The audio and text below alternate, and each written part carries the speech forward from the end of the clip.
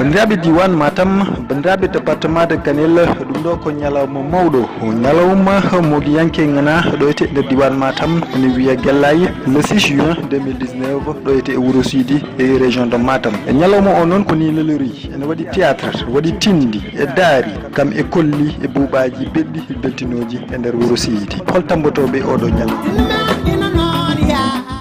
Tamboto oɗo ñalawma ko fedde mawde fedde renduɓe mogiyankoɓe tawi ko ɗo e nder diwan Matam woni Arcos mo Matam. Pellital family groupe rap Jokere Pulago welma kala to jam weeli welma ko groupe Guellaye mo Wuro Sidi. Safina Kawral to Wuro Sidi fedde la lumière et la jeunesse.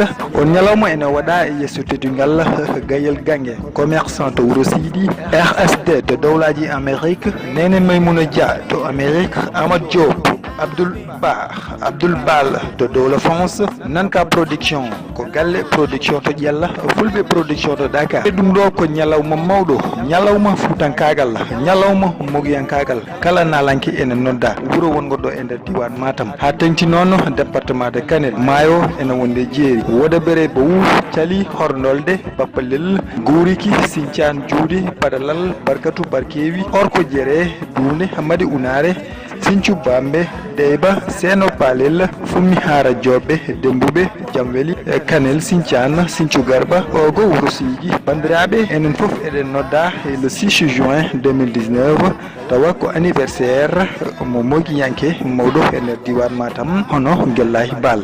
bandiraɓe sehilaɓe min de Amadou Won kala jiiɗomi toon yo wiyam hayyo